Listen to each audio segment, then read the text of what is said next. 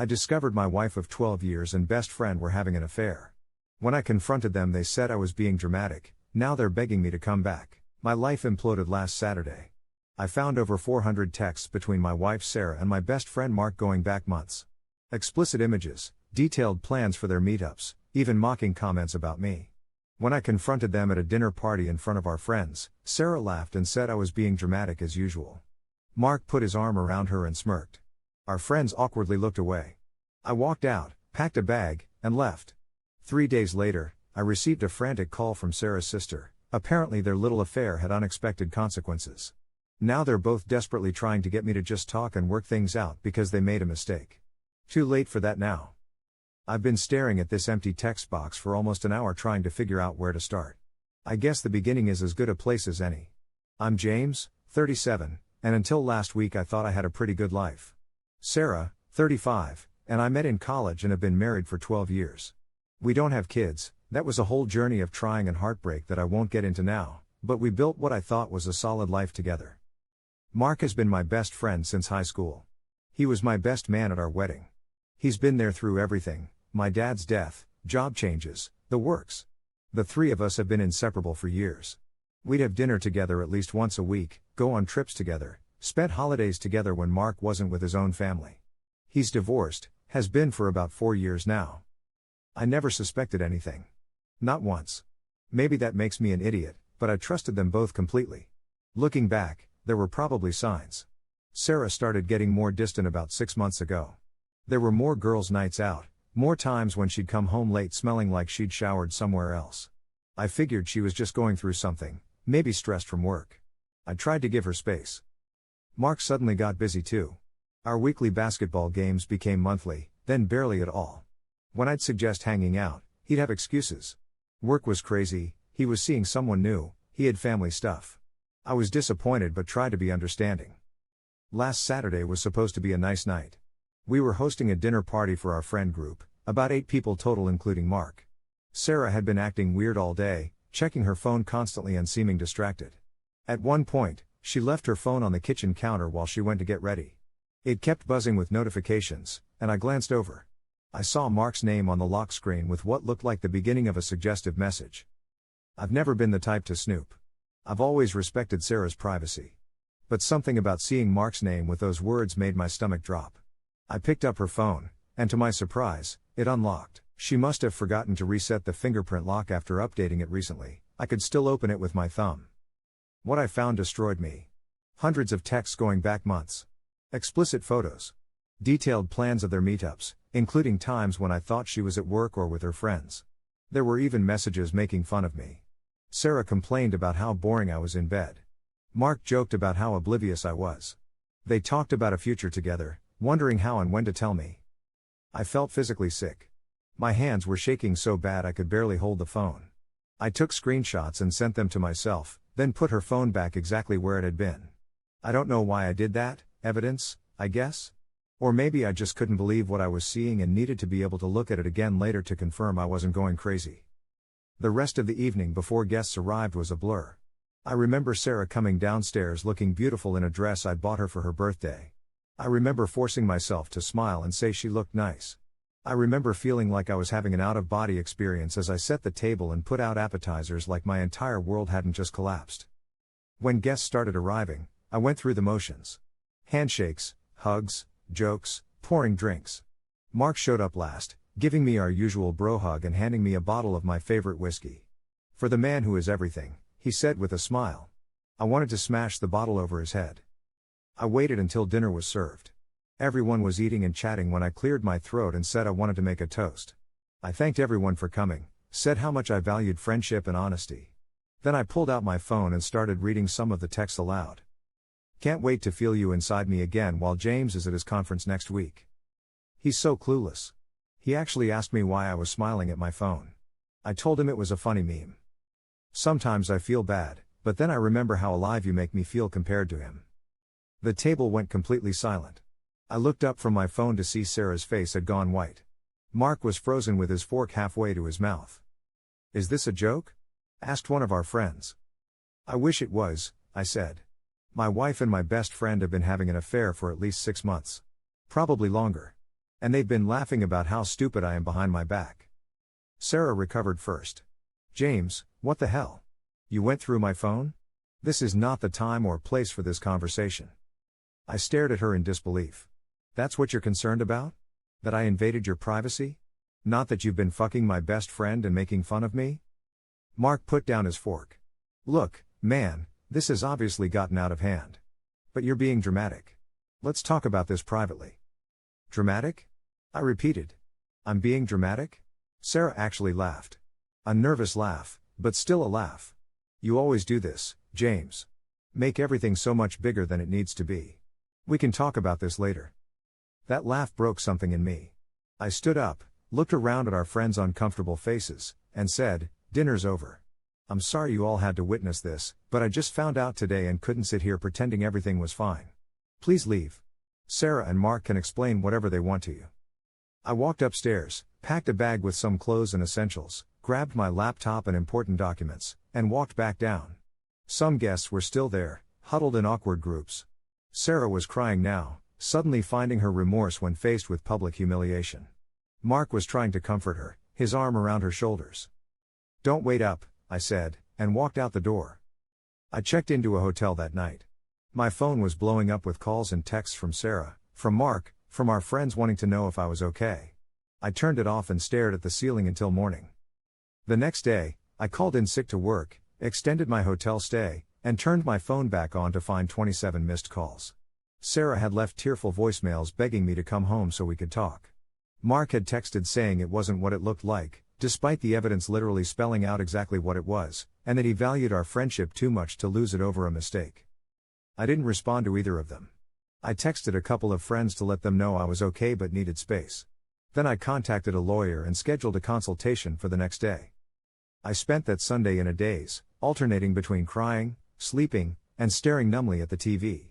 I ordered room service but couldn't eat. I kept rereading the screenshots, torturing myself with the details of their betrayal. Every memory of the three of us together was now tainted. Every time Sarah had said she was working late or going out with girlfriends, every time Mark canceled our plans, were they together? Monday morning, I met with the lawyer. He was straightforward about my options and the process of divorce in our state. We live in a no-fault state, so the infidelity itself wouldn't impact the financial settlement much, but it was still good to have evidence. He advised me not to move back home but to go when Sarah was out and collect more of my personal belongings and any financial documents I might need. I did exactly that. I went to our house while Sarah was at work, filled 2 suitcases with more clothes and personal items, and found all our important papers, marriage certificate, property deeds, insurance policies, tax returns. I was about to leave when I noticed our framed wedding photo on the wall. The three of us were center stage, me, Sarah, and Mark as my best man, all smiling widely. I took it off the wall and left it face down on the kitchen table. Over the next couple of days, I stayed at the hotel, went to work on autopilot, and ignored the continuing barrage of messages from both of them. I told my boss I was going through something personal and might need some flexibility. He was understanding and told me to take whatever time I needed. On Wednesday evening, 3 days after the confrontation, I got a call from an unknown number. I almost didn't answer, but something told me I should. It was Lisa, Sarah's sister. She and I had always gotten along well, and she sounded genuinely concerned. James, I know you probably don't want to talk to anyone connected to Sarah right now, but I think there's something you should know. What is it? I asked, my voice flat. There's been a development. She paused. Mark came to Sarah's workplace yesterday and caused a huge scene. He was yelling about how she had ruined his life and how she had promised to leave you for him. Security had to escort him out. Sarah's boss witnessed the whole thing. I felt a grim satisfaction hearing this. That sounds like a them problem. There's more, Lisa continued. Sarah called me crying afterwards. Apparently she told Mark on Sunday that she had decided to try to reconcile with you and that their affair was over. He didn't take it well, obviously. But the thing is, James. She's pregnant. The world seemed to stop. What? She's about 8 weeks along. She just found out last week, right before everything happened. She doesn't know for sure who the father is. I hung up without saying goodbye. I sat on the edge of the hotel bed, my mind racing.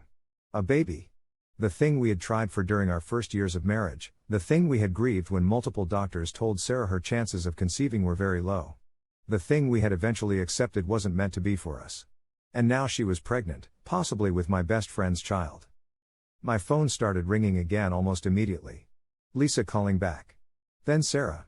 Then Mark. I turned my phone off again and went to the hotel bar, where I ordered a whiskey and tried to process this new information. The next morning, I woke up to knocking on my hotel room door. I ignored it at first, thinking it was housekeeping, but it became more insistent. I looked through the peephole to see Mark standing there. "I know you're in there, James," he called. "We need to talk. Please." I opened the door but blocked the entrance. "How did you find me?" He had the decency to look ashamed. I called around to hotels in the area. "Look, can I come in? Just for 5 minutes." "No," I said. "Say whatever you need to say from there." He ran a hand through his hair, looking haggard. "I fucked up, man. I fucked up so bad. I never meant for any of this to happen." "Really?" Because those texts made it sound pretty intentional. "It started as just, I don't know, flirting. We were both drunk one night when you were out of town, and things just escalated. I never thought it would go this far." "You were my best friend," I said, my voice breaking despite my efforts to stay calm. "My best friend for 20 years. You stood next to me at my wedding. You promised to always have my back. And you've been sleeping with my wife and laughing about it behind my back." "I know," he said, his eyes welling up. "I know, and I will regret it for the rest of my life. But James, there's something else you need to know. Sarah's pregnant." "Lisa told me." His eyes widened. "She told you? What did she say?"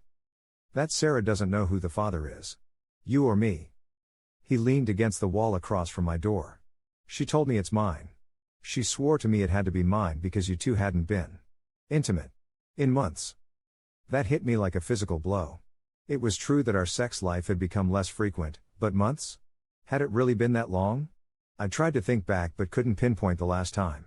Maybe she was right. "What do you want from me, Mark? Forgiveness? Permission? What?" "I don't know," he admitted. I panicked when she said she was going back to you. I thought we had a plan. She was going to tell you about us, we were going to be together.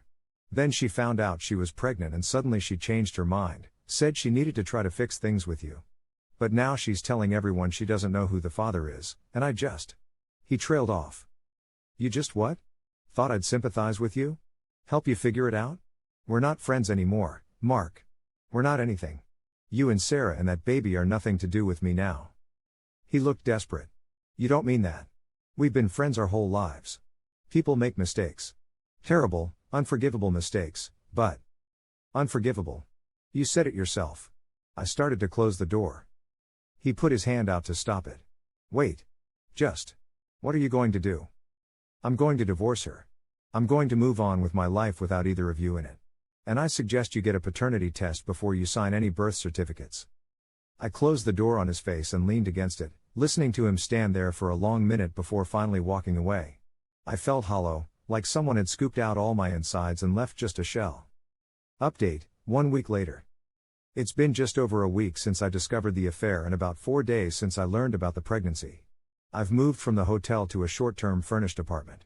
My lawyer advised me not to drain any joint accounts but said I could reasonably take half to cover my living expenses, which I did. Sarah texted me the bank notification immediately, asking if we could please just talk in person. I finally agreed to meet her at a coffee shop, neutral territory. I arrived early and strategically chose a table with a clear view of the entrance but partially obscured by a large plant. I wanted to see her first, prepare myself. She looked terrible. Her hair was pulled back messily, her face pale and drawn. She'd been crying, her eyes were puffy and red-rimmed. For a brief moment, I felt an instinct to comfort her, to tell her everything would be okay. Then I remembered why we were here. When she spotted me, her entire body seemed to sag with relief. She hurried over, nearly knocking over her chair as she sat down. "James," she breathed. "Thank you for meeting me. I've been so worried about you." "I'm not here for reconciliation," I said bluntly. "I've filed for divorce. My lawyer will be contacting yours." Her face crumpled. "Don't say that. Please don't say that. We can work through this." "Work through what exactly? The months of lying? The betrayal with my best friend? The pregnancy that may or may not be mine? Which part do you think we can work through?" "All of it," she said desperately. "People make mistakes. Marriages survive affairs all the time. We've been together for 12 years, James. That has to count for something. I looked at her, really looked at her, trying to see the woman I'd loved for so long. Why? Just tell me why. Was I such a terrible husband? She shook her head quickly. No. No, you weren't. You've always been kind and supportive and safe. Safe, I repeated. That doesn't sound like a compliment. It wasn't meant as an insult, she said quietly. It's just. I don't know how to explain it. After the fertility issues, after we decided to stop trying, something changed between us. You seemed to accept it so easily, like you were relieved we didn't have to keep trying. But I felt like a failure. Like less of a woman. I never made you feel that way, I said defensively. Not intentionally. But we stopped talking about it. We stopped talking about a lot of things. We fell into routines. And Mark was just there. He paid attention to me in a way you hadn't in years. He made me feel desired and interesting again. I felt a surge of anger. So this is my fault? I didn't compliment you enough, so you decided to sleep with my best friend? Do you hear yourself? That's not what I'm saying, she protested. I'm trying to explain, not excuse. What I did was wrong. So wrong. I got caught up in the excitement, the attention. It made me feel alive again. But it wasn't real, James. What we have is real. I corrected. What we had. She reached across the table for my hand. I pulled away. James, please. I'm pregnant. I don't know for sure whose baby it is, but there's a good chance it's yours. Our miracle baby, after all this time. Doesn't that mean anything to you? I stared at her incredulously. You're using this pregnancy to manipulate me? After everything, Sarah, even if this child is biologically mine, which we don't know, how could I ever trust you again? How could I raise a child with you knowing you might have created it with my best friend? Do you understand how twisted that is? She started crying in earnest now, tears streaming down her face. People at nearby tables were beginning to notice. I've ruined everything, she sobbed. I know that. But I love you, James. I've always loved you. Mark was a mistake, a terrible mistake. If you'll just give me another chance, I'll spend the rest of my life making it up to you. And what about Mark? I asked. He seems to think you two had plans. That you were going to leave me for him. She wiped at her tears. I may have said things in the moment. He wanted more than I did. When I found out I was pregnant, I realized how stupid I'd been. How much I was risking. I told him we had to end it. Which sent him into a rage at your workplace. She looked surprised that I knew about that. Yes. He wouldn't accept it. He started making threats, saying he'd tell you himself if I didn't. Then. Well, you found out anyway. I sat back, feeling exhausted. I need to know something. In those texts, you complained about our sex life. You made fun of me. Was that real, or were you just trying to stroke his ego? She looked down at the table. I don't remember exactly what I said. I do. You said I was boring. Predictable. That he made you feel things I never could. She winced. It wasn't fair of me to say those things. Our sex life isn't bad, it's just. We got comfortable. Routine. With Mark it was exciting because it was forbidden, dangerous. But that's not a foundation for anything real. You'll forgive me if that doesn't make me feel better, I said dryly. She reached for my hand again, and this time I let her take it, though I felt nothing at her touch. James, please.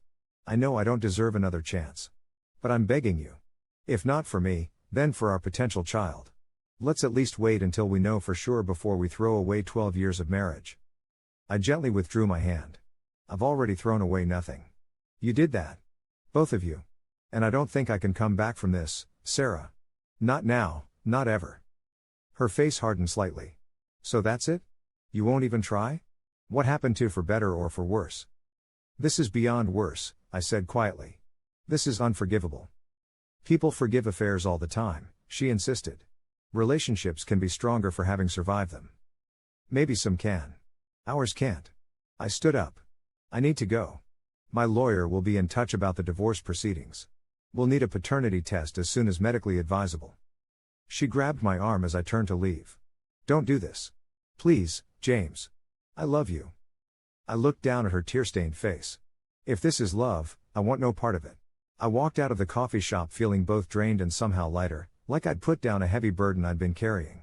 I knew there would be more difficult conversations ahead, more pain and complications, especially with the pregnancy. But for the first time since discovering the affair, I felt certain about my path forward, and it didn't include either Sarah or Mark. Update, 1 month later. It's been a month since my world fell apart, and I'm starting to put the pieces back together, differently this time, in a shape that fits just me instead of us. The divorce is proceeding. Sarah initially contested it, arguing that we should wait until the baby is born and paternity established, but my lawyer maintained that the marriage was irretrievably broken regardless. We're now negotiating the division of assets. Thankfully, we don't have children, yet. The irony is not lost on me, so at least custody isn't an issue right now. I've moved most of my things out of our house, our former house. Sarah was at her sister's when I went with a couple of friends to collect furniture and personal items we'd agreed I could take. It was strange walking through what had been my home for nearly a decade, deciding what was important enough to bring into my new life and what could be left behind. Mark has been relentless in trying to contact me. After his visit to my hotel room, he sent dozens of texts and emails, left voicemails, even sent a handwritten letter to my workplace. Most of his messages follow the same theme: he made a terrible mistake, he values our friendship more than anything, he'd take it all back if he could. In his more recent messages, he started talking about the baby, saying that regardless of biology, he knows I'd be a better father than him. That I should consider reconciling with Sarah for the child's sake. It feels manipulative, especially coming from him. I've blocked his number now. Any communication can go through our respective lawyers. Work has been my salvation. I've thrown myself into projects, staying late, volunteering for extra assignments. My boss pulled me aside last week and said while he appreciates my dedication, he's concerned I'm heading for burnout. He's probably right, but keeping busy helps me avoid thinking too much. I've started therapy, which is helping me process everything. My therapist says I'm still in the anger phase of grief, mourning both my marriage and my friendship simultaneously. She's right, I am angry. Furiously, incandescently angry. But there are also moments of profound sadness, when I miss the life I thought I had, the people I thought I knew. Several mutual friends have reached out, mostly taking my side but a few suggesting I should at least hear Sarah out. One friend, David, told me that Mark had been drinking heavily and talking about how he'd lost everything for nothing because Sarah was going back to her husband as soon as she could convince me. I told David the first wasn't interested in their drama anymore. Their choices, their consequences. I ran into Sarah's sister Lisa at the grocery store yesterday. It was awkward at first. She hovered near the produce section, clearly debating whether to approach me. Finally, she came over. "How are you doing, James?" she asked cautiously. "I'm managing," I said. "How's Sarah?" She sighed. "Not good, honestly. Morning sickness has been brutal. And well, she's a mess emotionally. She misses you terribly." I nodded but didn't respond to the implied invitation to express sympathy. "She had the first ultrasound last week," Lisa continued. "Everything looks healthy so far. She wanted me to tell you that." "That's good," I said neutrally. "Did she have the paternity test done?" Lisa shifted uncomfortably. "The doctor says it's still a bit early for the non-invasive test. Another couple of weeks maybe." I nodded again. "Well, let me know when there are results." As I turned to leave, Lisa touched my arm. "James? For what it's worth, I think she really does regret what happened. She loves you." "If that's love," I said for the second time, "I want no part of it." I've been thinking a lot about love lately. About trust and betrayal and forgiveness. About whether some broken things can, or should, be repaired. If the baby turns out to be mine, what then? Could I co-parent with Sarah? Could I look at that child and not see the betrayal that surrounded its conception? I don't know the answers yet. I'm taking it one day at a time, trying to rebuild my sense of self outside of being Sarah's husband or Mark's best friend. It's lonely sometimes, but there's also a new kind of freedom in it. A chance to rediscover who I am when I'm not defined by those relationships. The apartment is starting to feel like home. I bought plants yesterday, something I'd always wanted, but Sarah was allergic to most flowering varieties. Small steps toward a new normal. Update, 3 months later. The paternity test results came back yesterday. The baby is Mark's. I received the news via email from Sarah's lawyer, clinical, straightforward, closing with a note that this should simplify the divorce proceedings considerably. I stared at my computer screen for a long time after reading it, trying to identify what I was feeling. Relief? Yes, some of that. I won't have to navigate the complicated terrain of co-parenting with Sarah and dealing with Mark as some kind of stepfather figure to my child. The clean break I've been wanting is now possible. Sadness? Definitely. Despite everything, a small part of me had wondered what it would be like if the baby were mine. After our struggles with fertility, after accepting that parenthood probably wasn't in my future, there had been a certain cosmic irony to potentially becoming a father under these circumstances. Anger? Always that, simmering beneath the surface, though less consuming than it once was. But mostly, I felt a profound sense of closure. This chapter of my life is ending definitively. Whatever happens next with Sarah, with Mark, with their child, it can happen without me. I responded to the lawyer's email acknowledging receipt of the information and requesting that we proceed with finalizing the divorce as quickly as possible. Then I closed my laptop, put on my running shoes, and went for the longest run I've done in years. 5 miles of pounding pavement, pushing myself until my lungs burned and my legs ached. It felt good to exhaust my body, to outrun my thoughts for a while. When I returned home, sweaty and spent, I had 3 missed calls, one from Sarah, one from an unknown number, probably Mark using a different phone since I've blocked his, and one from Lisa. I ignored them all and took a long shower. Later that evening, I was making dinner when there was a knock at my door. I peered through the peephole to see Sarah standing there, arms wrapped around herself protectively. Her pregnancy was visible now, a small but definite bump beneath her sweater. I considered not answering, but decided it was better to face this conversation head on. I opened the door but didn't invite her in. "You got the results," she said. It wasn't a question. "Yes. I'm sorry." Her voice was small. "I know that doesn't mean anything coming from me, but I am." I didn't respond. "Can I come in for a minute?" she asked. "Please. I won't stay long." Against my better judgment, I stepped aside to let her enter. She looked around my apartment with obvious curiosity, noting the new furniture, the plants, the way I'd arranged things. Different from our home together. My space now. "It looks nice," she offered. "Very you. What do you want, Sarah?" I wasn't in the mood for small talk. She sat carefully on the edge of my sofa. "I wanted to see you. To talk to you in person about the results. To see how you're doing." "I'm doing fine," I said, remaining standing. "Better every day." She nodded, looking down at her hands. "That's good. You deserve to be happy, James." "Is that all?" She looked up, her eyes wet. "No. I also wanted to tell you that Mark and I are not together, despite what you might have heard. What happened between us was a mistake from start to finish. I'm going to raise this baby on my own." I shrugged. "That's between you and him. It doesn't concern me anymore." "I know," she said quickly. I don't want you to think I left our marriage for him. That was never the plan." I laughed, a short, harsh sound. "No, because his text certainly made it sound like you two had quite a plan mapped out." She winced. "We said a lot of stupid things in the heat of the moment.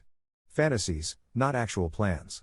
When it came down to reality, to making actual decisions. I never wanted to leave you, James. I just got lost for a while." "Well, consider yourself found," I said coldly. "You're free to live whatever life you want now. With or without Mark." "That's not what I want," she whispered. "I want a chance to fix what I broke." "Some things can't be fixed." I moved toward the door, signaling that our conversation was ending.